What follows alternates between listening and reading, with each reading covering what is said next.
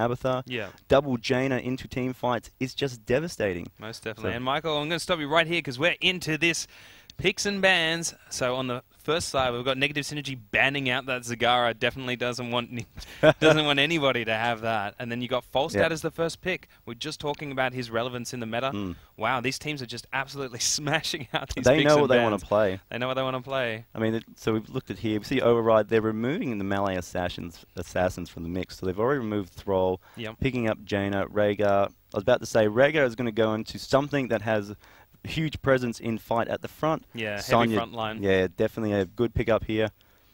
So what do you think for Negative Synergy? Because it looks like, I mean, it's kind of like Override playing that sort of strategy where you've got like 3 kind of heavy frontliners, and then you've got your mage in the background doing all your damage, which is Jaina. It used to be Jaina or KT as the constant picks. Now you got other ones as well. So we've got Falstad, we've got Li Ming. Who else do you think is going to be there? Well, we're looking at Negative Synergy's lineup. So they've taken Falstad. What this means from here is that they can have unfavorable engagements and get away from it. Yeah. So looking to ban out, looking at what Override, removing Stitches. So Stitches is a very great initiator. I mean, his hook just can make plays, can pull people in. Early, the start of an early team fight, pull someone in, burst them down and remove them. So Negative Synergy doesn't want to give any options for Override to do that. Yeah. You can see Stitches pull in, the Storm Shield onto Sonya, does a lot of damage. Jaina goes into burst. Sonya herself does a lot of damage. Yeah, it's very much a burst-heavy lineup in the first... I mean, even in the second lineup of Negative Synergy, there's quite a decent amount of burst in that as well. I mean, Falstad is that kind of burst assassin. Li Ming is definitely... Yeah, hands I mean, down. like they've even said, they want her to be very fragile, but a lot of damage output, and that's exactly what she exemplifies. Yeah. So, interesting that they actually banned out Uther. I guess they don't want anything to like come against that kind of burst that they want with a Divine Shield for it. Well, that's it. Like, if they were looking at something like that, I mean, Uther's very powerful. He's got the stun. Obviously, you just said then the Divine Shield to keep someone alive would be a really good composition in here because you'd have the Falstad Li Ming weak. The ETC pick. ETC. What do you think about... Look, this is Dragon Child. This is not... it's not going to be like the Haunted Mines. Curse of the Raven. Curse of the Raven. Cursed Hollows, That's it. Cursed Hollows. So why ETC on this map? What do you think? They're looking to lock down the enemy team. So obviously ETC is going to go into Mosh Pit. Hands down, no questions asked. And just on those transitions from lanes or engaging in the lanes, ETC can slide in and capture enemies in the Mosh Pit, capture enemy heroes, and they can just do a lot of damage. Li Ming, very high burst. Falstad, later towards the end of the game, when he steals his stacks of Caesar's Marksman, can do a lot of damage. Yeah. And they just picked up Zeratul. Another seasoned marksman. Yep, another seasoned marksman. A lot of damage if they go down that route, and he can do, again, a lot of burst. The other thing is that you can set up for a Mosh Pit really well. Yep. You can throw down that Void Sphere for it, and then you just put them all into it. Yeah. But very interesting. So they've gone Raynor probably to actually push ETC off with his penetrating round of that. They want to make sure that they can displace that when they need to, because they've got such a heavy front line. You know, Muradin, Sonya, Rhaegar, they're all melee. Yep. They're all going to be in there with that Storm Shield. And so like now Negative Synergy are really going to look to, I guess, control how the fights go on. Like, they don't have that meaty front line, so they're going to be looking like, how do we want to engage? Yep. When do we want to engage? And they're going to be doing that with abilities like Mighty Gust, ETC's Mosh Pit, and then they're going to do it with the Void Sphere as well. Yep. Void Prism, rather. Yeah, I'd like to see Negative Synergy at the moment pick up a support because it's their last option. So that's definitely what they did to grab right now. And Malfurion's a pretty good pick at this point. He certainly is. Well, he's not going to overextend, especially against that Muradin, Sonya, and even Reyna to a extent. So he can stay in the back line, heals, throw down a route to try and prevent or lock heroes down. Yeah. So that Mosh Pit can get even more value coming off. Yeah. Or even just following up from Li Ming, Zeratul, or even Falstad. I mean, that is a 3 assassins there. Tri-assassin competition coming out here at Negative Synergy. Yeah. Which is great because they're going to be looking to rotate down to those points, capture the enemies there, and just really lock them in. And Yeah, they're going to be looking for more like zone control, whereas like, I guess Override is playing almost a little bit of an older strat with it, where it's like you've got these heavy front lines. You make it so that you need to team fight, whereas like Negative Synergy aren't going to be looking to team fight unless it's on their terms. Favourable conditions. Most and like definitely. Falstad with the Mighty Gust, every condition is potentially going to be a favourable outcome for them. And if it's not, they're just going to reset it. Exactly, Mighty Gust them out of the way. Yeah. Blow your way. That's See you later. Thanks for playing. Yeah, so very interesting. We're going to see quite a cool game, I would say, because of these different styles. We don't have like the bruiser versus bruiser. We don't have those really like heavy team fight comps. Yeah. No, definitely. It's going to be a game of objective control. Definitely an override with that, taking the Muradin and Sonya. I mean, that is such a heavy front line. It is. With Negative Synergy might have a lot of trouble getting to the back line, to those squishies. They might have to look at focusing down those heroes, focusing down Muradin. That's not an easy thing to do. It certainly is not. And with Sonya trying to chain into your back line.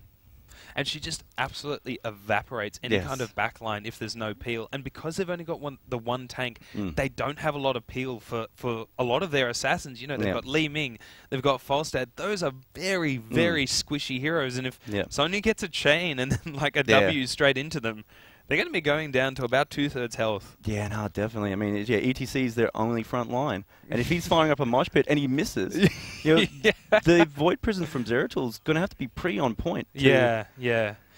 I mean, look, they've got the good thing is that they have a lot of escape. And the thing is that a mosh pit is much more of an engagement. But you've also got Mighty Gust as a disengage. You've got Void Prism as a reset disengage. So I guess it's almost like they can cover if somebody's out of position slightly or if suddenly they get caught off guard and they don't want to take the fight. But I'm a little bit worried for Negative Synergy, I think, in this match. It's an interesting lineup in that if they can catch heroes out, like they can rotate, they can. And they can catch them out very effectively and end them very fast. But I mean, if they're not doing those rotations, if they're not on point, or the enemy team's wary of it, and they're getting out of, they're backing off at the right timing. I don't know if Negative Synergy can follow up properly. If the other team manages to pull ahead with experience, they're going to have a hard time with all their disengage doing any damage. Well, that's like the objective control. Because, exactly. I mean, Falstad can just, use his Z, mount up, fly anywhere he wants for it. Yeah, exactly. So, I mean, that's what they'll be looking to get, like you said, like get an experience lead and then like objectives like doing that. So they'll fight with 4 or 5 down the bottom and then Falstad flies up the top to take the objective. That's what they're going to be doing. But how that pans out in the later game, because I think Negative Synergy have the better laning phase by far. They have probably the better like first 2 objective contests. But then if it starts going a bit later, like towards that level 16 and then even that level 20, unless they're probably 3 levels ahead. Yeah, it potentially could drop off from much in the later game. So they're looking to get as much, I guess, get as much effect as they can early on. And again, those rotations, it's just going to have to be on point. So much of their experience is going to come from hero killing. Well, I'm just so excited about this game. We've talked it up so much. But yeah, I mean, let us know in the chat as well. Who do you think's going to win? Who's your money on? Who do you have to give your energy to? Start transmitting now. It's better your team receives it now than at the game when they're on tilt. That's it. But right now, I can't. Again, I'm not going to be able to tell you who I'm going for in this matchup. Yeah, raise your dongers for whichever team you want. Negative Synergy or Override. What's it going to be? It's a tough one. It's such a tough one. And I don't think any team has a too big advantage from the draft. No. Like you said, they're very opposing play styles. The front line from Override it's a safer, more traditional, but so much disengage from Negative Synergy. I mean, that's the 2 things we can talk about in these teams, really, is the front line from Override. They removed, they took Reina themselves, so that's going to be a lot of impact onto ETC. He's going to have to sort of build into probably that, displacement on his penetrating round to remove ETC out of the mosh pit if things go wrong. I mean, I can't really think of any other way they can sort of stop that ETC mosh pit. I mean, Muradin can jump in. I mean, Muradin's got the peel with his Stormhammer. Yeah, he has to get close enough, and so many times I've seen players get caught in the mosh pit themselves. Yeah, that is a big deal. You basically have to hit it at the very end of the Stormhammer, like the Stormhammer itself. Yeah, I'm not too sure. Like, I thought maybe that their last pick would be a kind of stun in order to maximize the potential of avoiding that. But I mean, like, I guess Reina's one does more or less the same thing, but it's not a reliable stun. You're having to hold on to your penetrating round. You're having to hold on to that ability during team fights. And, I mean, the bit of damage comes off that. So you're choosing to not do that damage in favor of waiting for ETC. So maybe the threat of the mosh pit might be enough to... You just put Override on that little bit of a fear factor, Oh, mosh pit could come out, could come out, could come... Oh, it didn't come out. It's like a zoning tool in itself. I mean, the only thing is that they're just like, all right, we're just going in on ETC then and blow up ETC with all their burst damage. Because, I mean, Malfurion is not anti-burst. No. That is why he's much more of like a laning presence he's, hero. He's improved over the time. He has received some buff to he his has. initial healing, but he's still not traditionally a burst healer. He's not an Uther. Yeah. He's not a Rhaegar. He doesn't have that big Yep. ultimate to change it. So, like, I mean, Uther's one makes them invulnerable so that you can't keep attacking that same hero. And you saw Override banned Uther. So they even positioned them into that situation where, look, you have to take Malfurion. Yeah. And they You couldn't don't take want Lily. Kharazim because You don't want Kharazim Lily. has to be next to the person he's healing. So With such like a squishy backline, you don't want to go Kharazim, and you definitely don't want to go something like Lily because of the 1,000 jugs. yeah, If you get stunned, it gets interrupted, and when you've got Yeah. such like a melee heavy front line for it, I would not be wanting to do you that. don't want an unreliable source of healing. No, But no. I mean, like I said, Malfurion, his burst isn't too bad. Yeah, So he can. it's okay. It has improved. You can talent into it, improve it again. You have extra But- zone as well Yep. with your roots. So And I again, guess, like- that route I think is going to be really effective combined with the mosh pit. Oh, So- yes. Root them in there. I mean, You can like, go. and then- You can go both ways. You can either, if Malfurion can capture a couple of heroes and then your Mm. mosh pit on top of them, or a good mosh pit and your team hasn't into a quite roots. secured, Yeah, you can end it with the entanglement. Because sometimes you do have this awesome mosh pit, and there's just no damage. and behind. It's there's like, no one around to do "Ah." anything. Oh well, at least we haven't seen something like I remember in the Heroes of the Dorm, they had like a void prism from Zeratul, Yeah. and then Falstad had his ultimate over the top of it, Yeah, the zap, yeah. and just missed time. Yeah, missed timing. Oh, that's gonna cost them. Yep. Yeah, a lot of damage lost in those situations. We see it very different Falstad these days. Again, we talked about it, the Mighty Gust, and that's the sort of. I say that we assume he's going Mighty Gust. That's You never right. know. I highly doubt it, but I you, highly doubt it. you I never mean, know. Yeah, with like the increased cooldown of it, Yeah. it's just you just have to wait so long, and if you blow Mm. it and you don't get anyone or any return, It's so long between cooldowns that if you miss, you feel that little bit more. It's like it does more Knees weak, arms damage, spaghetti. but yeah, if you miss, that's it. can't miss that opportunity. All right, so we are still just waiting to get the game sorted out. I am. Yeah, just players getting into the game and stuff. Mm. Just sorting that out right now. What do you think about who's going to play what for this? Who do you think Ninja's going to be on for this team? I think we're definitely going to see Ninja on Zeratul. Yeah, and It's, why is that? You see, well, first off, his name's Ninja, so it just naturally goes together. That's true. But Protoss Ninja. it's seen him play Ninja a lot in the past. Yeah. And it's just that sort of style: blink in there, get the damage done, get out. Sorry, go in there, get the damage done, blink out if things go nasty. It's again it relates to the name, but also his sort of play style very much plays very similar to that. So I definitely feel to see him on Ninja. Robodoa, I dare say he will be the ETC, Mm.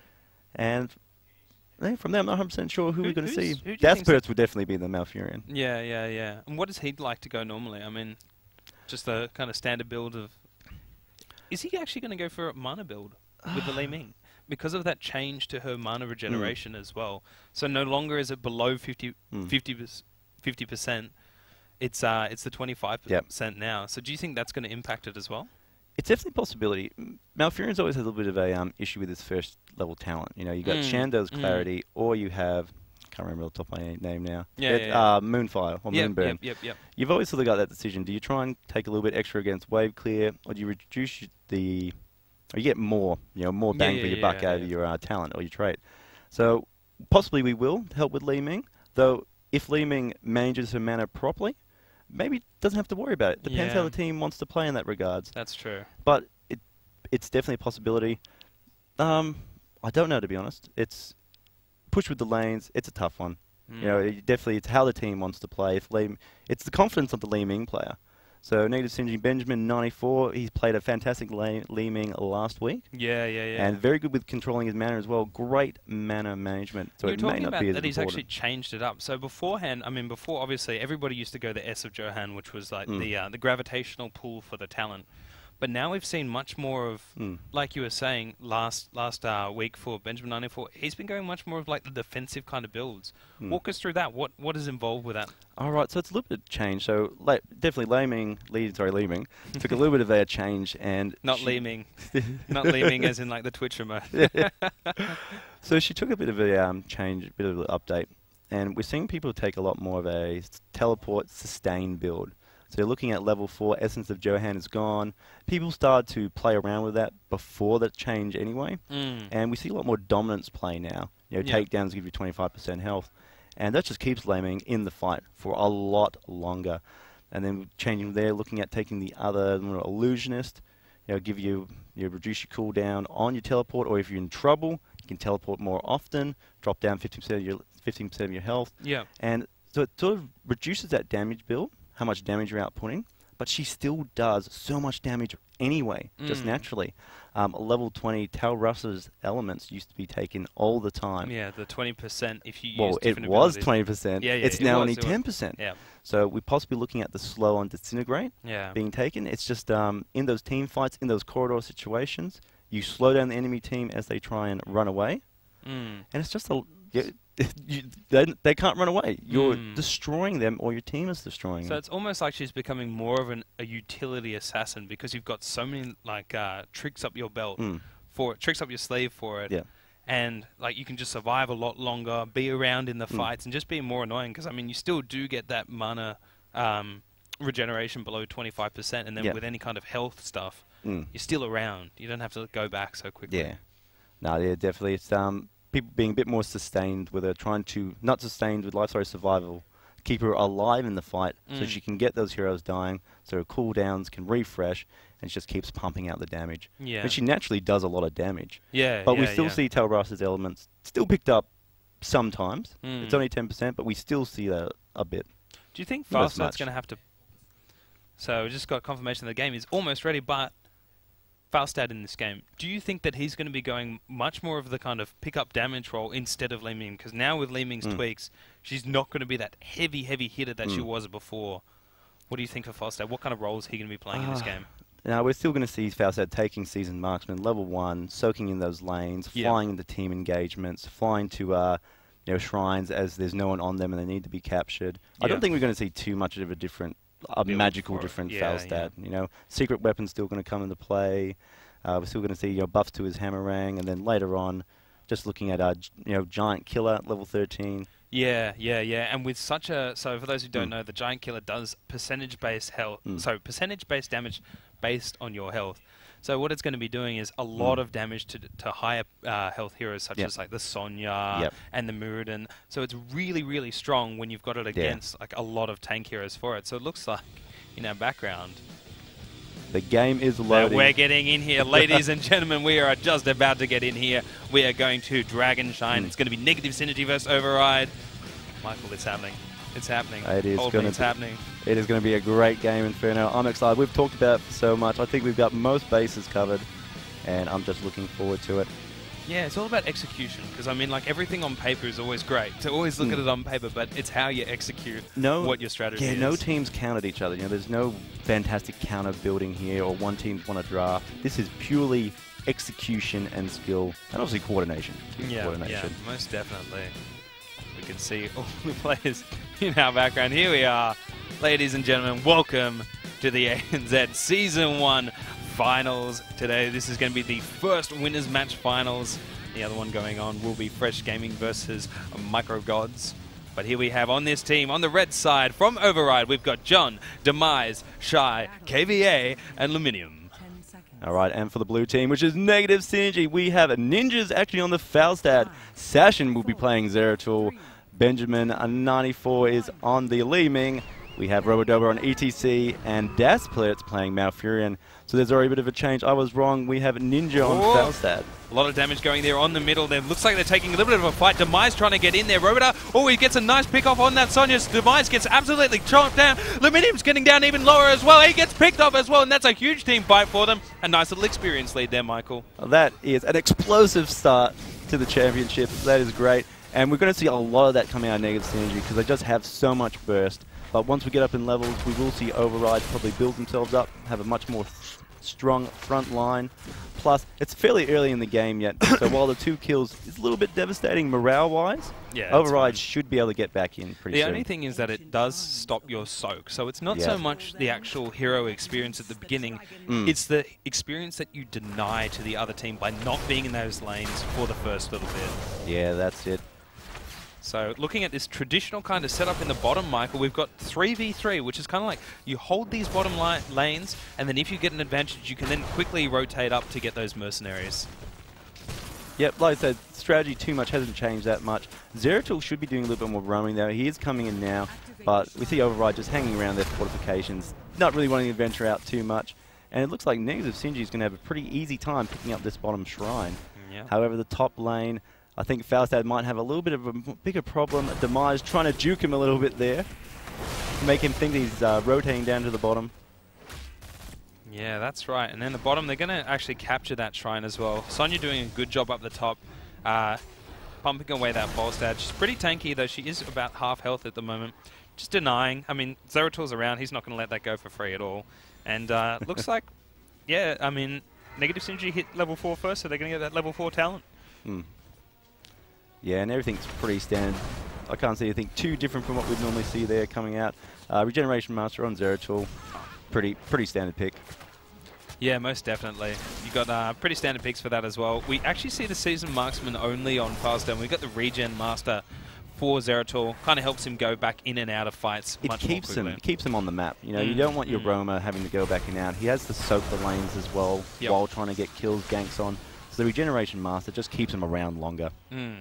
Most definitely. Still contesting this bot a little bit. And you got to remember, it's less about trying to pick up the Dragon Knight this early in the game and more just fend off your opponent. Early Dragon Knights, they're really weak. You know, they don't really get much done. Yep. So there's no point, rushing to get one so early in the game. And so just delaying it's actually a little bit better for both teams. It also gives them more soak in the lanes as well. Yeah, most definitely. I mean, you can still use an early Dragon Knight to push down a few towers and stuff. You're not really looking for a fort. You're just looking to kind of put some pressure on and basically take people out of lane so that they have to deal with that Dragon Knight. Yeah, it's just giving yourself a little bit, advantage, Build upon it towards the end game. You'll get that 1 or 2 levels advantage later on, and then you'll really have impactful fights. The team just can't keep up. Yeah, Robodover coming in here for a little bit, but KVA is going to jump straight to safety, and it looks like we're going to see the first Dragon Knight here, Michael. It's a 3-minute, about 25-second Dragon Knight. Like, it's a little bit weak, so we should see these tower here drop. I think we will probably see him rotate out to another lane, possibly try and get another tower. There is going there. It also does try and draw out the enemy team as well. Yeah. See if our Negative Synergy could get some sneaky extra kills in.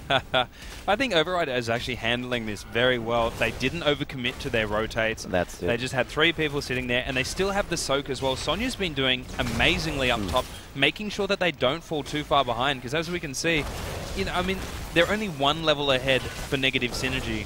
And look how smart this is from Override. They've got Sonya top lane, Muradin mid lane. They're still soaking and they're defending. It looks like they're going to lose this fortification, but maybe not. They haven't lost. Left. They could catch Sashin out. Oh, that's a big Blizzard. He's obviously gone for that increased radius, and they can actually chase a little bit if they want. Oh, but Sashin does get out. Yeah, he's going to blink, mount up. Ninja away, as you said. They're going to take the objective as well in the bottom left, creating that pressure. Oh, it looks like Sashin actually does get picked off. But they are going to get the mercenaries to create that pressure, though it looks like we might see a huge fight here. Demise might come in as well. He's going to get pushed back a little bit. They don't actually want to take that fight. Didn't escalate. Business as usual, Michael. Well, they came to grab the merc camps. The mercenaries were picked up, and they went, nah, let's just back out. We don't want to die, and then have Siege Giants in our bottom lane as well. Yeah. And they do have the level deficit as well. Negative Synergy just doing a good job to impact that. And just a little bit of mini engagement there with ECC. Yeah, trying to zone them out. I mean, like, they need to kill these mercs pretty quickly, but they do actually manage to get it. And they're on this, I mean, still 1 level difference. The only issue is now, if Negative Synergy actually gets that level 10 before, it's going to make it really difficult to engage, Michael. Oh, definitely. I mean, we're going to have the shrine sort of popping up fairly soon now. Combine that with the fact that Negative Synergy is going to have level 10. I mean, Override's going to have a hard time fighting against this. Like, there's not... that mosh pit going down, that we level 9. He actually spots him out, but he's going to want to get away from that. He actually gets dropped pretty low, but they shouldn't have enough damage to kill him. He's actually, looks like he might go all the way back, or just waiting for a tap if he can get it. Looks like he's going to wait around for a tap. Yeah, he doesn't want to leave that lane. Yeah. Because they both push pretty hard, he could stay there potentially. Level 10, Michael, here for Negative Synergy. Having a look at the talents, they've gone Disintegration, Tranquility, Void Prism, Mighty Gust, and then of course you've got the Mosh Pit for ETC as well. That's it. All very big playmaker moves here. It's very, yeah, and they're all pretty standard picks. Nothing surprising there. Yeah. I mean, like it was what we were talking about at the beginning. They really want to be able to dictate the fights and, like you said, be playmakers for it. Yeah, that's it. They just want to let the enemy team to group up now and really punish them, particularly those corridors around their shrines, because there's only 2 entry points on either side. That's a big potential and location. Negative Synergy, their objective control is complete. They're going to get the second Dragon Knight, putting a lot of pressure. And the worst thing for Override at the moment is that they're still not level 10. They're so close to level 10, and they need it in order to... Okay, there we go. The level 10 gets taken. They're going to be quickly grabbing those level 10 talents. We've got the Avatar. We've got the Hyperion. We've also got the Ancestral Healing. We've got the Avatar. And then we've got Wrath of the Berserker for Sonya as well. So now they've finally hit their level 10, Michael. And this is the position that they want to be in. It's given them a better opportunity now. They can actually fight. They can actually engage. I'm going to stop you there because it looks like there's going to be a huge fight. But they managed to back it off. That kick, I mean, that was a massive kick just then. That really opened up the line there for Negative Synergy to go on to Override. But choosing not to capitalize on it, probably a good, good option because they do have the Dragon Knight. This is about destroying keeps, forts and keeps at the moment, not killing heroes. Yeah. But it's always nice. No, I got to agree with you there. And Negative Synergy, they're just playing their strategy to a T. You know, they're doing exactly what they wanted to do, which was objective control. Yeah. We don't want to take team fights, and they're being so patient. They haven't even really used their ultimates very much at all. We haven't seen any Void Prisms, any Mighty Gus, because they just haven't needed to. They don't want to overextend and get caught out and lose that lead. This level advantage is so important to them right now. The pressure they put on the map, the level lead, not dying is so important to them. Oh, it looks like, Override are able to contest this objective, and they're going to go in, and we might see a Void Prism. Oh, Mighty Gus pushes them off. A huge disintegrator, a massive mosh pit on 5 players at the moment. They don't know that they have enough damage, though. There's not that much damage, and now they're going to try and turn around, but there's already 3 that have gone down, and now the resets as well. Shy getting blown up. The Void Prism on him as well. It looks like they're going to get a 4-for-1 kill at the moment, and that's a massive turn. That 100%. I mean, don't think Negative Synergy could have had a better scenario, right? It looked a little bit bad. Session was in a bad spot, and Session was in a bad spot. Then all of a sudden, the Mighty Gust from ETC. The Mighty Gust, and then ETC just power slid in, giant mosh pit, and they struggled a little bit. They didn't quite have the damage initially, but they still got 4 for none. That is 4 for 1. They had I think the Falstad went. Oh no, the Zeratul went down as well. They did eventually get taken out. Yeah. But that was a huge fight. Yeah, it was. Huge. I mean, and that's what Negative Synergy wants to do. They want more of those situations, those sort of tight spaces. Override's got to think about that. Override became Overextend. That's it. And then their dreams got crushed by Negative Synergy. Well, they're still in the game. It's only a level difference. It's only a level difference. It is a talent difference, however. That is a little bit more massive. Yeah, the 13 talent, and then the next one will be 16 and then 20. So for all of our newer players, the talents don't come every level. They come at 1, and then 4, and then 7, then 10, then 13, 16, and 20. Yep. Yeah, so sometimes even the level difference could be that detrimental, but it's the talent deficit. So here we go now, another objective control, and this is because there's so much pressure on the map, Michael, and now Session looks like he's actually going to get another Dragon Knight, and just Override are just getting overridden at the moment. They just can't keep up with the pace that Negative Synergy is setting, Mike. They just had too much pressure on the map, and they just really had to respond to it. They couldn't spend time fighting around those points and lose out to the experience. So see, a little bit could be a possible engagement in the top lane, but again, Negative Synergy, they don't want to push in too deep and give away any advantage. They don't want to tilt right now. They're in a good spot. Yeah. They want to be nice and level, and they need that level 13 talent. I think that's what they're waiting for at the moment. KVA going in a little bit. Once that goes, so they just hit level 13 now. They're actually not too far behind. I mean, they have lost all their forts on the front line, but it's almost like they're holding on. They really want to stay in this game until they get level 16 and then at least a level 20 talent as well. Dropping back, and really good job from Negative Synergy there, Disconcore. It's, like I said, we said it before, it's their plan. They're not trying to overextend. You never fight on the bridge anyway. It's the death bridge, the throw bridge. You shall not pass! You don't fight on the throw bridge, even if you have a Dragon Knight and you just punted someone away. Yeah. But they're doing a really good job. As you say, they have a plan, they're sticking to it. We want to kill heroes, but we want to keep our level advantage. And they're doing a great job in basically following through with it. Yeah, they're doing a fantastic job of executing their strategy. And I mean, they're playing their game. They're forcing Override to play their game, and it's about objective control. Override, they want to play the team engage brawler, just smash down somebody quickly, but I think Negative Synergy have had just such good patience and execution. They haven't overextended, and that's what's really winning it from right now is not losing those heroes, keeping the fights on their terms. And even right now... Oh, nice Void Prism on the back. Actually cuts out 2 of them as well. They're going to go down on the Muradin. The Muradin's getting a little bit low, but a nice Ancestral Healing, keeping him up. And now the fight might actually turn. Demise, oh, a massive Mighty Gust to keep them all alive as well, because Demise was all riled up and ready to go. And they're just pushing them off.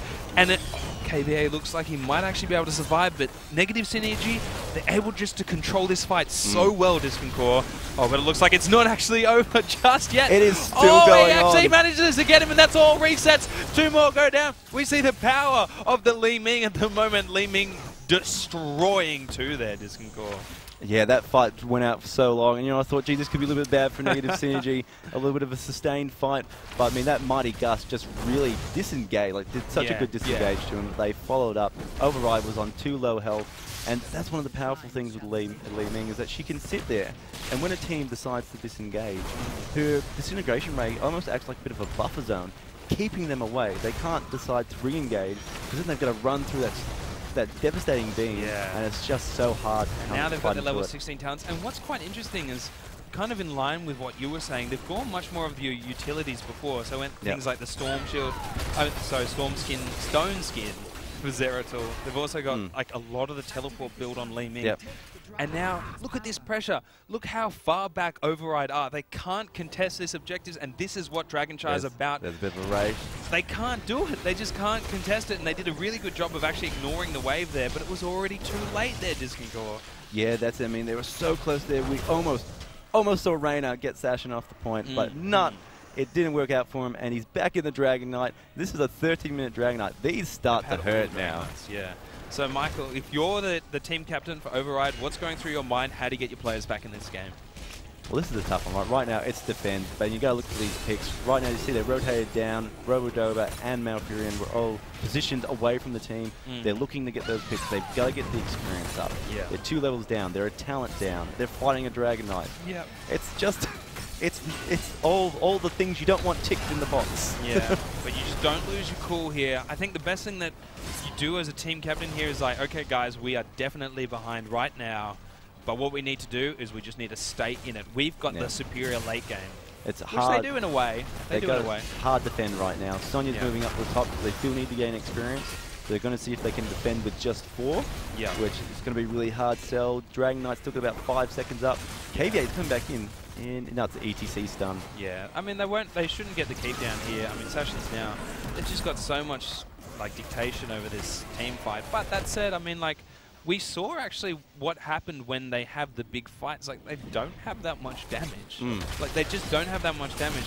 And if you don't get a 5-person mosh pit, because I mean that was just incredible. You know, Override can probably survive out a mosh pit pretty easily. Yeah, no, we saw it early on there, 100%. They can survive through that if it's not 5-man. But they only have to. Looks like they're trying to go into the choke again. Demise, a Mighty Gust blowing them back. KVA getting 1 straight away. They got to be careful of this ETC ult. Oh, another ETC ult on 3 of them, and he's locking out the other ones as well. KVA is still getting all his health back. It's just a manic fight at the moment. Oh, a huge heal as well on Demise. He's going to take down one of them, and they've just got so much health. It's just a 1 for 2 at the moment, and with Li Ming in the back, showing why she is so feared and often a first pick ban. That was huge there, Michael. It's you saw the Mighty Gust right at the start. Falstad just pushed him back to just set up, give him more time to grab that Merc camp, and then they can concentrate on fighting. And just trying to come around that choke point, a little bit of a choke. ETC went in there, got his mosh pit off again. 3 or more heroes is always his target, and you know the rest was just dead. Yeah, that's right. That was a huge fight right there for them. An absolute manic fight. Alright, so now we're just seeing here teams here. We could see Override do a lot of cleaning at the moment. I mean, that Dragon Knight is still up, but I mean, it's... Sorry, I saw the Dragon Knight was up. I apologize for that. Shrine's going to activate in 10 seconds. Yeah. Misreading the times. It's going to activate in 10 seconds, and this is going to be... very, very bad for Override. They're going to have to rotate down to the bottom lane, which they're doing, and they're going to do a hard defend here of just one shrine. They can't really move away from this. It's not a bad situation. Falzad's actually flying in here right now. We might actually see a big engagement, and this is what... this is dangerous now. Shy's a little bit out at the moment as well. They're going to just blow him up. He gets absolutely disintegrated, and now Override's going to be forced to back off a little bit. They can't really contest this. It doesn't look like Sashin actually got that, but he just wants to keep pushing them back as well. Great Void Prism, isolating 2 of them as well. They've only got 4 Hyperion over the top, but just gets absolutely disintegrated as well. Robodova, he's so strong. It looks like it's just going to be an absolute team wipe here. It's going to be a 4-for-0, and Negative Synergy are definitely... it's going to be a 5-0. This is going to push on the core right now. Yeah. Negative Synergy are going to take away the first... GG. The first game goes to Negative Synergy.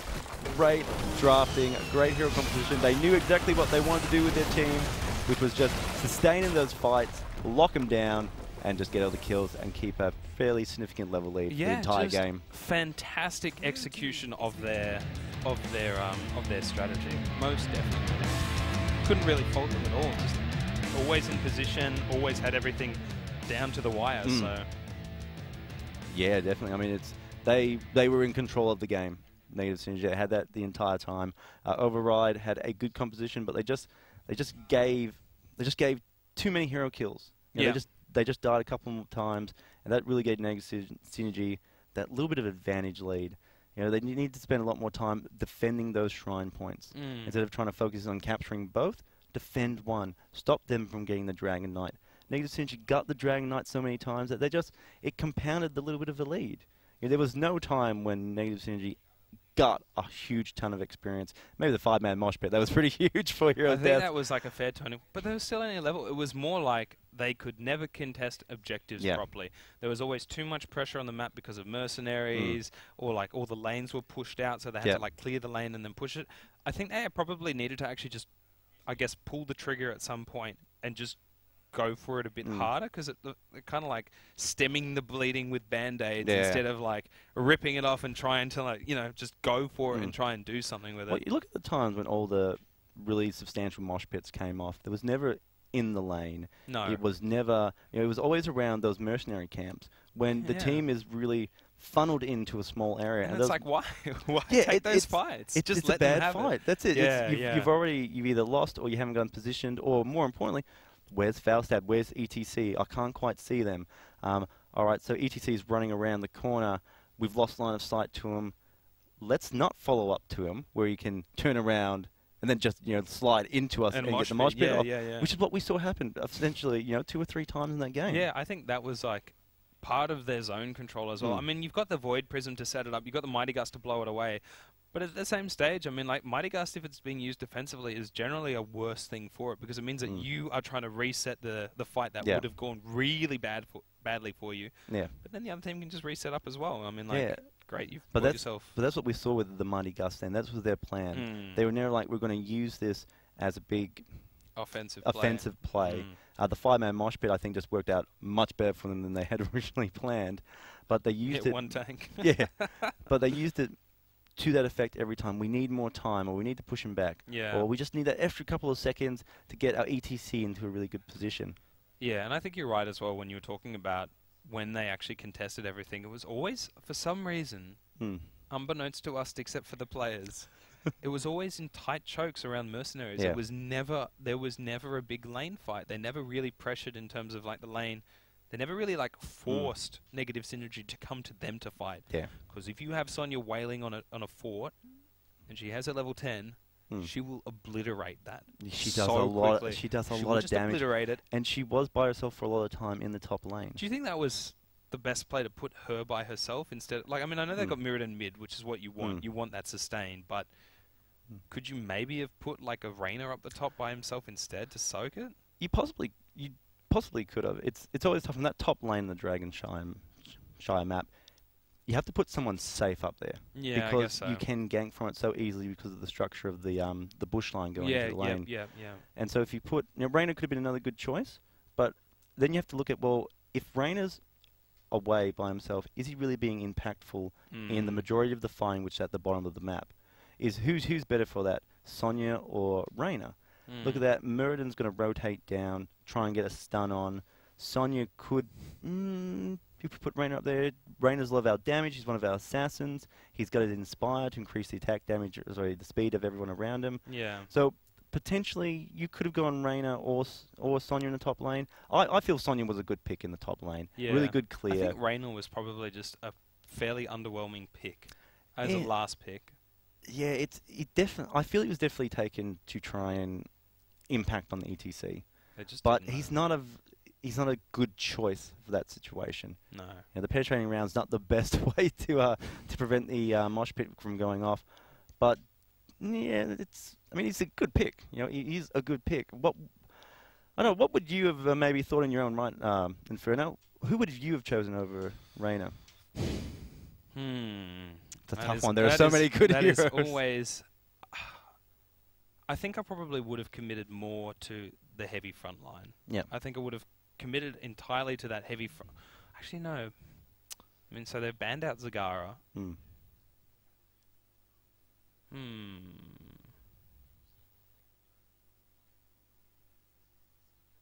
man. Yeah, it's a bit of a tough one. It is a hard pick. To say, like, Reina wasn't very, didn't get as much work done. Yeah. But then... But what was the who would have been an purpose of it? alternative pick? Yeah. That's the thing, particularly in that situation. You could have gone Valor to take a to take the stun as a heroic, but that's a bit of a waste. No. You know for the damage in the strafe there. You already had like you don't really need that much more damage than what your bruises were and stuff. Yeah. So it's more like you want, I guess, more utility as well. Maybe even a TAS. Maybe even a TAS, for the force wall to keep them out as well, so then you can then dictate. You have a little bit of disengage yourself. Yeah, exactly. And then you can't slide through you can't slide through a wall, right? Exactly. So it's kind of like you then retain more zone control, and I feel like then you can put TAS up the top by himself, storming down the waves as well. Yeah. I probably would have gone something like TAS. I wouldn't have gone Tyrande. Yeah. No. Too squishy. That's not what you want. Like, you still want that kind of like meaty line. You want to be able to disengage, which is what. I think probably TAS would have been a real pick for it. Would have been a pretty good choice. Has the sustain, the force wall. Could have been put up the top, put Sonya down the bottom. Yeah. Help a little bit more with that lane. And push out it more as well. And then the other thing as well is that the shield is really good against Li Ming because it negates all that burst because it's an absorb rather than a heal back up. Yeah. So if you if you do that as well.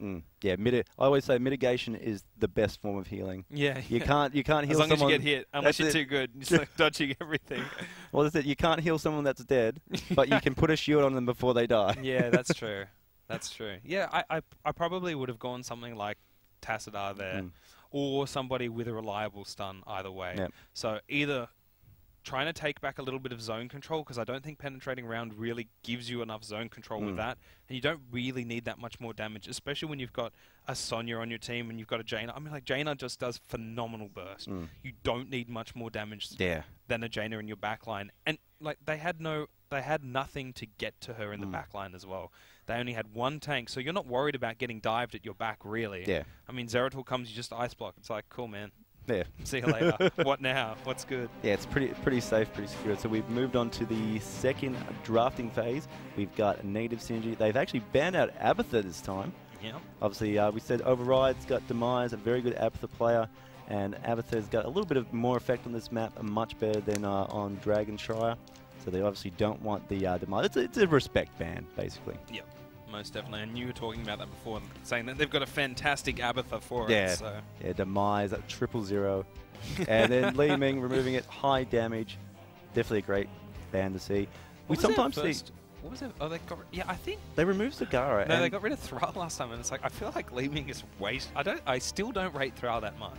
He's definitely very impactful in the game. He's got great poke if you go the AoE lightning build. I know. You just still don't rate great poke, a lot of damage, great initiator. Yeah. That's why Thrall's so powerful, because you can initiate off a Sunder. Yeah. Into a mosh pit. ETC would have been pretty good paired. Sunder. So Zagara is always a very powerful pick on this map in the bottom lane for vision, lane pressure, even 1v1. Whoever is paired up against Zagara could have a lot of a hard time. She just has such good 1v1. Override's still playing the same game, man. They're still playing the same game. Well, So they Rhaegar and Jaina, both very strong picks. yeah. Yeah. Oh, of course. Yeah. But what it tends to indicate, in my eyes, is that they still are going for more of like guess team fight. Whereas Zagara is not a team fight. She's much more of a sticker in the bot lane, get her to push out, get her to create like creep vision everywhere, and just keep handing in those coins. Because Blackhounds Bay is probably one of the strangest maps in Heroes of the Storm because it's more or less a PvE map. And if you play it right, no, seriously, you just play the coins. Yep. Don't worry about the team fights. And the best thing is that you don't actually ever have to hand in straight away. Play patient. Like, what's the point? It actually gets stronger if you wait. So why don't you just... You can actually build in and fire off, you know, 2 or 3 volleys of shots if you have the coins. Yeah, you don't need to actually contest the So point. Zeratul, actually, as I say, Zeratul picked up from negative synergy, which is a really good pickup against the Jaina. It can be really punishing. Yeah. Obviously, at level 13, she can take Ice Block, and so that will give her a lot more defense against that Zeratul roaming in the back line. But, again, that's a really punishing pick against that Jaina. The other thing as well is that it's... Greymane! Greymane. Oh, okay. I love Greymane. So why Greymane here, Disc Core? Because he's awesome. Okay, but why? He beside- is- For one of our newer players, if somebody's new and tuning in, Yep. and they're like, "Wow, that guy is so badass. He's so cool." Why is he so cool though? So he's got really great potential in his poke and then dive to finish off the combo. You know, he's Greymane. He And what is do you mean by dealing- poke? For somebody who doesn't know Yeah, what no like worries. poke and dive is. So he can sit fairly safe in a lane and can do a lot of damage from a distance. Yep. And then what's really unique about Greymane is his ability that once he's done that initial poke, initial damage from range, he can actually turn into a Wargren, Werewolf, dive in, and then get so much damage done on that target to finish them off. Yeah. He also has really great, you know, wave clearing himself because in the Wargren form he has Razor Swipe. He does so much damage to all the minions in a, you know, in cone in front of him. Yep. And then he also picking up mercenary camps. He does a great job solo picking up mercenary camps. He's just got such a great toolkit, can do so much, and then he does lots of damage. His big trouble, however, Greymane, is that if you dive in and you aren't able to secure your kill, he's a little bit slow to disengage. In his Wargrim form, he does have an ability where he can disengage out, but it has a 4-second cooldown. You have to wait 4 seconds. Yeah, and if you've to dived get in out, with it, yeah, and it's like there's a bit of a cooldown before it can work. It's like when you use Dwarf Toss with Mirrodin, which is actually just picked up now for Override. And it's like when you Dwarf Toss in, and then you're like, oh, wait. Oh, no, I want out. And it's all on cooldown. That's so it. Uther being picked up here. Definitely great synergy to go with the Greymane. Yep. Keep him alive. Like we said, if things go wrong, that will keep Greymane in the fight, Yeah. keep him doing his And damage. it's not like World of Warcraft kind of Divine Shield. You can actually still keep attacking as well. Yes, so it's a beautiful... it's not like, you know, Blessing of Protection and whatnot, what you might think of Paladin skills for it. You're still very much in there doing damage and everything, and then like you can Divine Shield and then heal him up with Holy Light straight after, even put out your W as well for it, healing it in the line. You're going to keep him in the fight. Yeah, and that's what you're talking about. Like, you want him really in the fight, or at least keep him alive long enough so that he can then disengage if it doesn't go that well. That's it. And let's say Override did pick up Taster as well. We didn't really talk about that just yet. And that's going to be a great sustain hero for that Zeratul Greymane diving in or going in for the kill. Taster throws up a shield, throws off a Force Ball so they can't escape. Yeah. And shall not. Diablo, that is a beautiful pickup. And Sonya, okay. Such great peeling. I mean, keeping enemies in when they do dive into the fight. Diablo's just going to keep. You know, if Sonya's on low health, Diablo's going to throw her over the shoulder and keep her in the fight. It's quite funny, yeah, because you've got more of that. I mean, obviously, it's kind of like the PvE map. So I think Negative Synergy probably has a little bit of a superior draft here as well. A lot of the heroes can solo camps, especially Zagara. If Zeratul actually chooses to go for the their first aid heal as well, he can solo those camps as well, especially the Siege Giants. And Greymane's able to solo them as well. Diablo takes a while, can do it. You don't really want him doing that.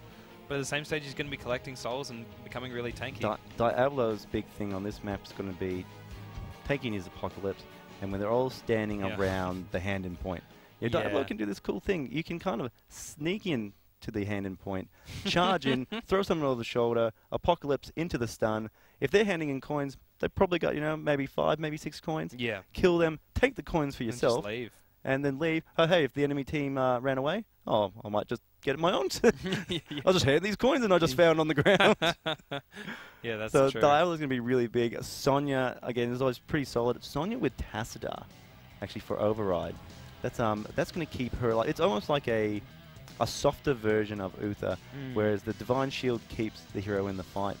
Tassadar and Sonya, Tassadar does a great job to keep Sonya in the fight. Sonya's going to be really instrumental to them in this fight. Yeah. She is pretty much like all their raw damage. Even though they've got Jaina, they're really going to be wanting to wail on their front line. And I guess Sonya will be probably the initiator, whereas Muradin will probably form more of a peel. And so what we mean by peel is that he has stuns to disengage other heroes from engaging on their core targets, especially Jaina. Yeah. So he's going to be kind of sticking near Jaina, making sure that nobody ruins her day. All right, and so here we are. We are on a Blackhearts Bay. This is game 2, Negative Synergy versus Override. And right now we are looking at Override in red, a very, very fetching color. And we have Illuminant playing Rhaegar. Demise is Sonya. Shy is playing Tassadar. We're going to have KVA on the Muradin. And then we're going to have, last but not least, Jono. And on our left-hand side, we've got Sashin from Negative Synergy on the Zeratul. We've got Ninja on the Zagara. Down the bottom, already laying down Creep. We've got Greyman, Benjamin94 playing Daron, Robodova on the Diablo, and Daspert's going to be Dat Uther. All playing on the Uther. I saw Daspert's play last year, played a lot of Uther, and last year he was very exceptional with it. So hopefully we have a bit of a repeat performance coming out of him. Yeah. And now both teams are just setting up. Yeah, most So, definitely. Traditionally, you'd see a lot of teams in silly situations fight over that initial vision up in the top lane. But these teams are both very competitive, and they know not to throw. Are you talking about quick match there, Disconcor? Maybe. If people, Maybe. if people at home are asking, why aren't they fighting over Wait, the vision? are you saying that I'm not meant to throw away all my objectives? I've been doing it all wrong. Okay, so lots of coins going down. Looks like Negative Synergy actually going to pick that up a fair bit. Ooh, the Worgen getting knocked down. Great peel there from Robodova. Great healing coming out of Dasper there. You just saw how strong Uther can be there, keeping Greymane in that fight. Like we said before, he does have a possibility to disengage in Worgen form, but he can't use it for 4 seconds after changing to that powerful... Changes. Looks like Sashin just doing a little bit of damage. Oh, they've actually got 3 down here. They want to just hand in the coins, play it nice and safe. They do have 10 coins. They're going to hand in 8 now, and that means that if they take any of those small camps, so they're not up at the moment, but the smaller camps, the 2 little skeletons, they do drop 2 coins in a health globe. Yep. They definitely do. Now, there's a little bit of decision here on Negative Synergy's part. You see there that they do have the coins to hand in, but they haven't done it yet. No. So what they're trying to focus is on just get their experience up a little bit, because Override does have the lead. Yeah, because they had the lead 4 first. Yeah. So they are trying to get their experience up, but also they want to put a little bit of pressure onto that mid lane if possible. If you get both towers down to half health, what you can do is on the first hand in, we'll actually take out the fortifications there. Take out the towers, take out the fort, and leave that completely open for your team to run into, and it's a lot of big experience boost as well. But we just see here, so the vision coming out of Zagara acting as a great thing there. They knew that Sonya was hanging around, so they didn't go in there until it was safe. And now here we go, the first hand in going down for Negative Synergy. It's going to help them a lot with the experience, push them a little bit ahead. But yeah, both teams hitting 4 around the same time, so camps being taken on the right-hand side by Override, by that Sonya and Tassadar. And have a look at the creep vision. Like, this is why, in my opinion, like Ninja is one of the best players, because he has vision of everything. He sees all. Look at what he's done. So he's protected himself. So if anyone comes down on his side to try and gank him, he can see it. If anyone comes in from the enemy's base to the hand-in point, he can see that. And then he can see the hand-in point. He's protecting the most important elements on the map, is the hand-in point and himself. Yeah. That's definitely how you want to be playing as Zagara. Yourself is most important. But yeah, so just fighting it back. Ninja doing a great job here, just pushing everything back as well. And I guess it's quite even at the moment, Disconcor. Yeah, Override did have a little bit of advantage, but Negative Synergy have done a great job to catch up now. And they're actually getting a lead. They're actually pushing ahead ahead in front. Yeah, so they will hit that level 7 first. Yeah, that would have come from the cannons. Yep. Just doing so much damage. It didn't take out the mid lane, unfortunately, but that middle fort is on so low health. Just a little bit of a push in. Just a sliver of health. Looks like, yeah, Negative actually managed to hit that 7 beforehand, though. Yeah, like I said, they just built up a little bit in experience. They're in a really good spot now. Towns look pretty standard. Cleanse on both. Cleanse being taken. Probably looking at the Mirrodin stun, obviously. Always a good talent to pick up with Uther. There's not too much else you can really take at that level. So it looks like Benjamin94 is really going for the poke, and he's going to go. Oh, he's actually going to go in a little bit, but Unstoppable pushed on Demise, and Demise might actually turn around, and it looks like there's going to be a huge fight here for Demise as well, doing so much damage. Luminium getting poached down a little bit, but Demise is going to have his Q up again. He's going to be able to Ancient Sphere if he wants. Does a nice. Oh, is he going to get him? Oh, he manages to just save Sashin, but that could have gone really badly then, Disconcore. Yeah, they actually I was about to say they lucked out, but their composition just works so well with the Uther. He just heals so much and just keeps them in the fight. And he did a really good job then of stunning it. Look at all that creep. Maybe Ninja is actually a Zerg player at heart. It's like, dude, I don't want to tell you this, but you're not actually playing StarCraft 2. You don't need to spread your creep that much. Oh, but playing Zagara, that's definitely what you want to do. Yeah, you want to be getting that creep down on the map as often as you can. As a Zerg player, I rate this so highly. 20 coins. I approve of this. I approve this message. And look at that. 20 coins for it. They're playing the PvE game so much better than Override at this point. Override have almost had the ability... Ooh, actually gets slammed a little bit. Almost had the ability to team fight. But Negative Synergy, too much disengage. Yeah, that's it. They can get away, and it's that big. That's Uther pick. It just does so much healing, and they're going to be able to get away most times, unless Override does a really big, strong follow-up to really try and secure those kills. But when level 10's hit, it's going to be so much harder because we are going to see Uther with Divine Shield. It looks like Diablo actually going to be in a bit of trouble here. Yeah, he through the wall. Down. See you later, Diablo. And that's quite a nice pick there for him. I mean, that's the kind of fights they want to be taking, but almost level 10 for both players. Are they going to get the Void Prism down? Doesn't look like they actually blow up Sashin a little bit, but there's a great more Void Prism on another one. They've just isolated them so perfectly, and now they're going to get Ancestral Healing on one. KVA looks like he's going to get taken down as well. They actually push off a little bit. There's 14 coins still. There's 10 on Demise, so he wants to jump straight out of there. I don't think Tassadar was actually in that fight at all. No, I'm not sure what his presence was. I mean, that was... Well, he definitely wasn't present. Ooh. Yeah. Actually, you could be taken away from this. He doesn't have level 13 talent for science yet, so he will be killed. Ball. Did they hand it? No, they didn't even manage to hand it. And Robodobo doing a great job. There's the stun as well. Demise is in so much trouble. He might actually spell his own demise here. Oh, and it's going to use all the ultimates. He's going to get taken down, and that is a big payday for them. They're going to go shopping at the Black Heart Space store. They're doing an absolute clearance sale. All of Override structures. All the coins are there. They can buy whatever they want from the candy store. And it's an interesting pickup. We actually see Diablo taking Lightning Breath over Apocalypse, so they're not too concerned about having a lot of stun around that, because they're looking at the Mole to be able to do that instead. So the Lightning Breath adds a little bit more damage, and also around that hand and point, it's a little bit choky in nature, a little bit funly. So it's going to be a lot of damage coming off that Lightning Breath. Yeah, most definitely. And it feels like that probably the most actual instrumental player on Negative Synergy has been Desperts on the Uther. His stuns have just been absolutely on point all game. He's keeping his team in the fight. He's getting the heals off. He's stunning the right heroes. He's just disengaging. He's not using it as initiate. But every time it looks like it could go south, he's got the stun, like on the Sonya, or he's got it on the Rhaegar, or he's got it on the Muradin to disengage for that. So yeah, Desperts kind of playing out of his skin at the moment. Playing exceptionally well. There's 4 down the bottom. Are they going to want to? No, they're not. They're going to go back to try and challenge this. I mean, there's just too many mercenaries, too many enemy heroes at the bottom lane for him to truly ignore this. Oh, nice force wall there. Robodobo is actually caught as well. A Void Prism. He's actually going to cancel all of the damage on that, but it saves Robodobo, which is what they wanted. No heroes down for the red side yet. A huge team fight. KVA getting pushed back in there, but Demise is just spinning. He's trying to get in there as much damage. Jaina's actually dropping back a fair bit.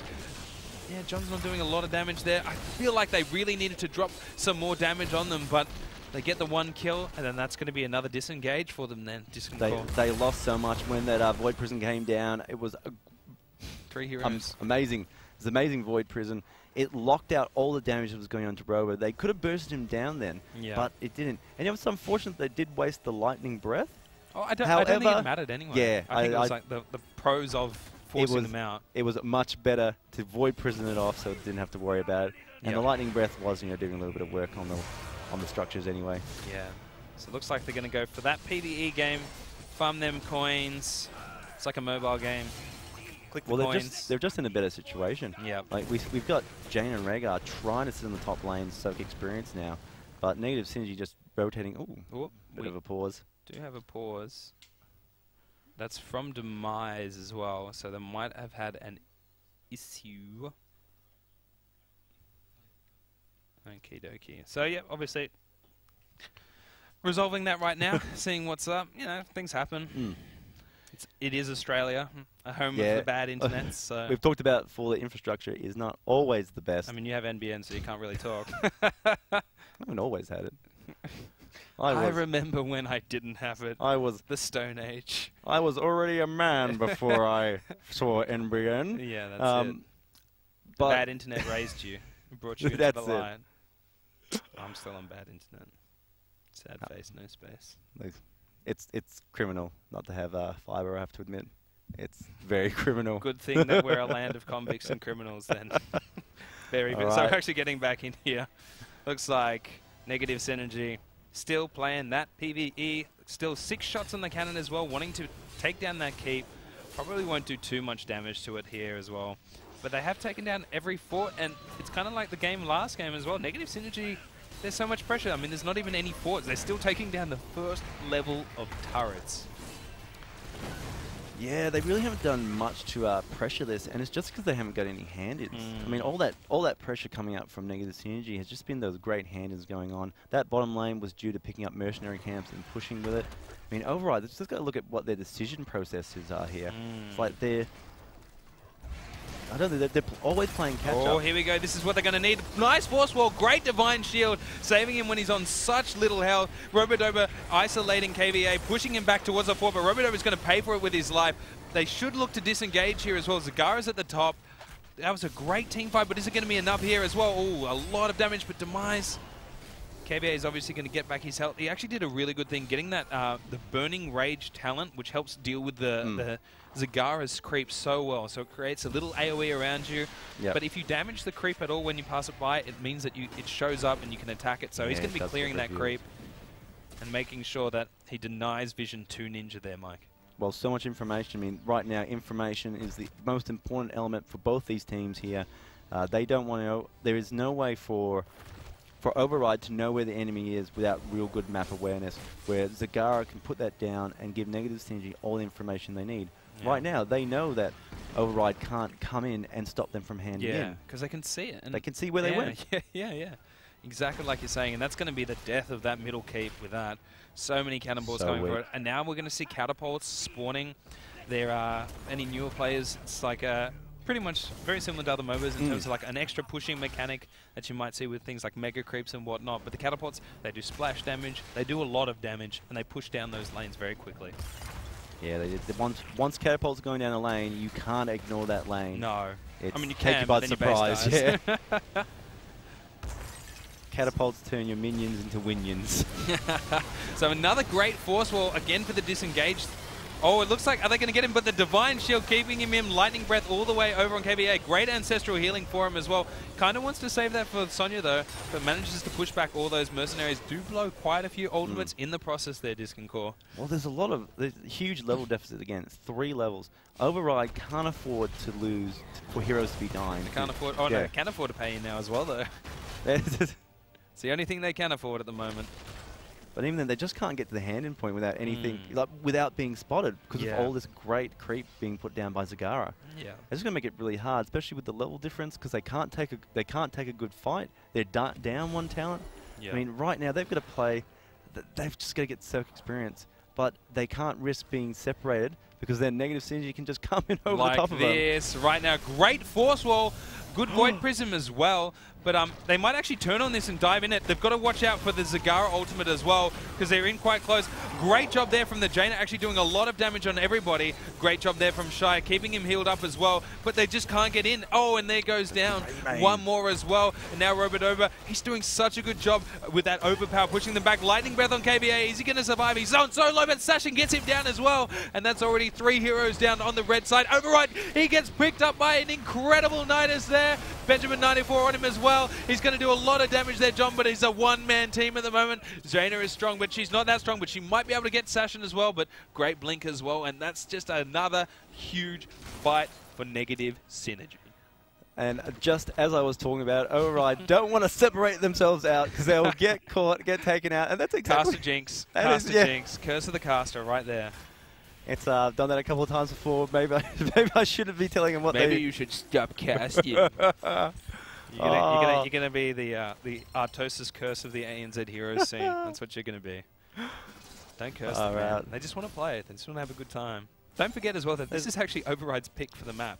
It's Loser's pick. Well, they were confident in this pick, and unfortunately, so far it hasn't worked out for them. So far, yeah. They are in a hard spot. They're on the back foot. But like we always say in Heroes of the Storm, you're only one good team fight away from winning the game. That's true. It becomes a match of death timers towards the end, because the death timers are just so long. So that if you get a fight, suddenly you get 60 seconds to do pretty much whatever you want. You take the boss, you take every single camp on the map you hand in. You can do like 4 objectives at once, but you need that good team fight. And I don't think Override, they're playing stem the bleeding again. They're not playing their kind of game. They're not playing their style. Yeah, they're having to respond to negative synergy a lot here. And they're still, even right now, they still feel very spread out across the map. Even though Tassadar does have a very good disengage, I mean, he's only going to really be able to scout that. Is the rest of Override going to get down in time to really respond to this? Oh, that Force Wall actually doesn't push them off, and they're going to hand... Oh, great job there with the Storm. Forecast, ruining dreams, stormy weather. That's it. That pushed them off. And actually, that worked out really well. I was a bit concerned there. I thought Diablo may possibly follow up onto Tassadar and really like overthrow, overpower back into the fight. Here we go, though. Looks like they might want to take a fight. Shy's coming in. He wants it. Oh, the Force Wall actually cuts them off so they can deal with the mercenaries, or at least one of them. But they've got to be careful of the Nidus and, of course, the Void Prism, because you cannot afford to be clumped up at this point. Doing a bit of creep clearing as well. Well, I mean, that creep really ruined that just then. They were going to go in there, possibly get the Merc camp, get a couple of kills. But negative synergy, they saw it. They knew they were coming. Override's doing a good job at the moment, though. Well, I mean, they're definitely getting back to this game. You know, they're still down about 1 level experience-wise, very momentarily. So they've got themselves back in. But great Force Wall again. Oh, looks like they actually want to go straight into Robodova as well. Dodges the Ice Wall, but it doesn't matter. Oh, that's a fantastic Divine Storm on there as well. Doesn't look like he's actually going to save him. Does buy him a little bit of time, but they're going to hand in. That's going to be 20 out of 20.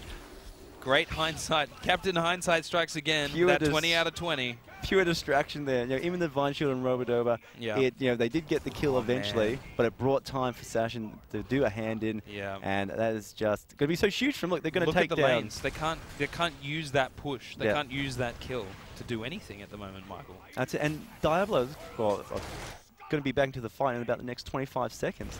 So they have to clean up the lanes. They can't really follow up on it. How didn't he have all his souls, actually? Yeah, I was a bit unsure about that one myself. Did he die earlier? I don't think so. That's quite perplexing. Maybe he did die and then we just didn't notice it because like the death timer is so small when you have the souls. Yeah, you're up pretty fast, straight back into it. Well, obviously he didn't have the souls because he's not back into it. A little bit of free damage onto the core, but man, not really much to write home about. A naked core. They're going to go in the boss, and I mean, Sonya has so much damage on the boss. But the main thing is that negative synergy might just actually go push and win.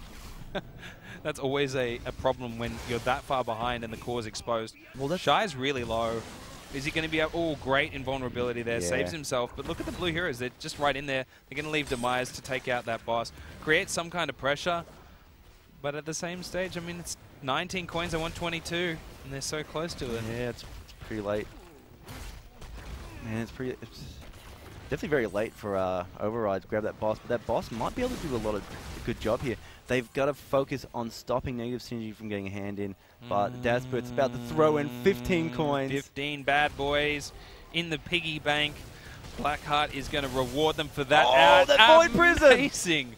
An amazing Void Prism there, and it's going to mean that they're going to manage to hand them all in as well. Man, Lightning Breath as well. Nidus gets one of them as well.